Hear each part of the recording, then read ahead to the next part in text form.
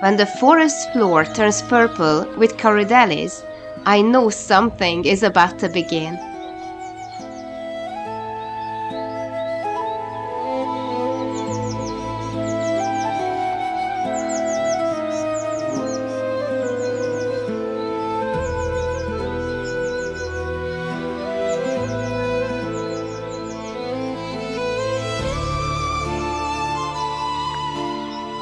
It's not just the plants that feel it.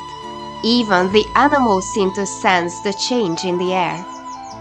These horses look like they had been waiting for this moment, finally let out to graze.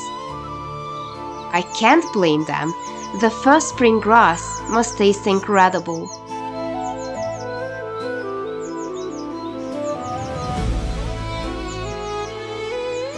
There was plenty of movement among the trees as well.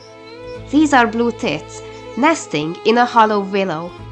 They kept flying in and out while I watched them, restless, busy, and somehow incredibly charming.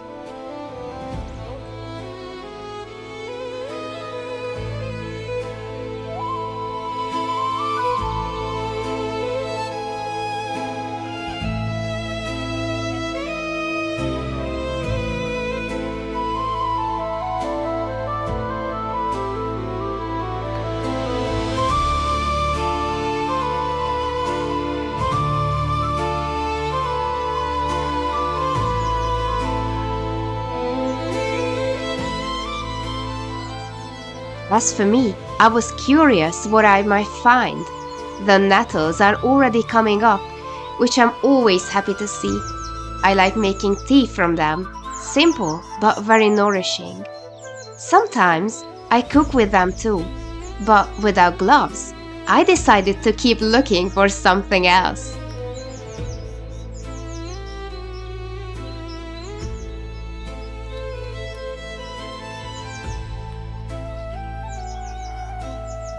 This is a species of spurge, beautiful in its own way, but best left alone.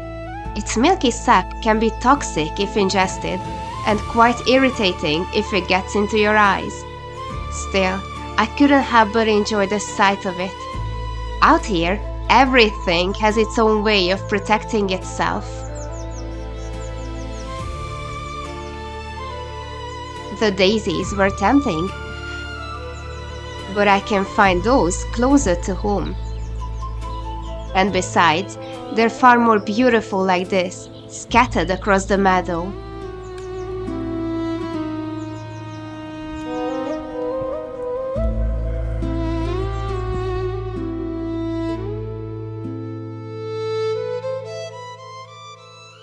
Nature's first green doesn't always arrive as gold.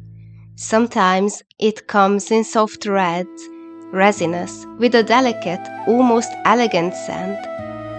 These young fir catkins are still tender to the touch.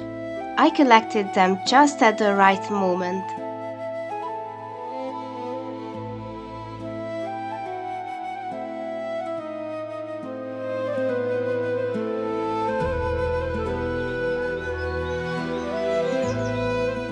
I also came across some lesser celandine, but by the time it flowers, it's no longer edible. This is what I was hoping to find. Crow garlic.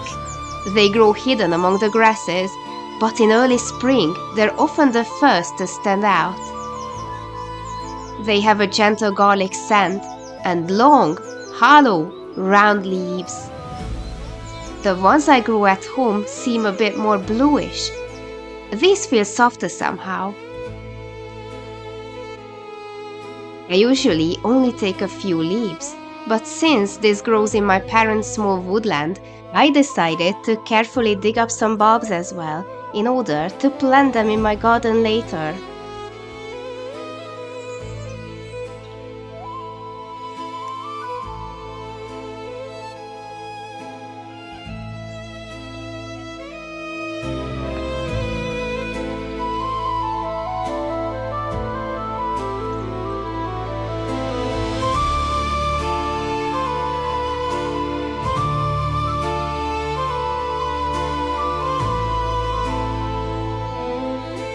The forest follows a small stream, and it's fascinating how much life changes between the drier ground and the damp edges.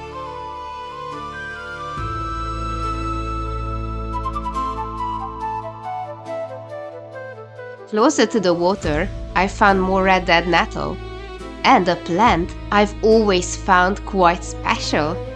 Species of lungwort. Even its name comes from its traditional use in treating respiratory illnesses. For centuries, it was considered one of the most important herbs for the airways. But there's something else I really like about it. As the bright pink flowers age, their color slowly shifts toward blue, driven by subtle changes in acidity within the petals. In the end, this becomes a quiet signal to visiting insects. Which flowers are still worth their time. Less effort for them and more efficient pollination for the plant.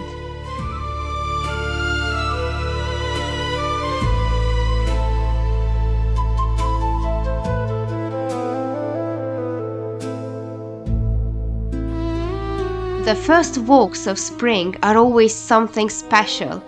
Almost overnight, life reveals itself in 1,000 colors, in flavors, in scents, in the quiet sounds all around.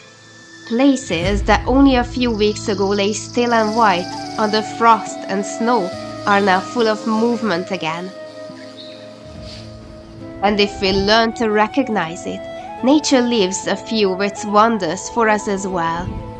I arrived with an empty basket, and by the end of the walk, it was filled with nourishing, healing treasures.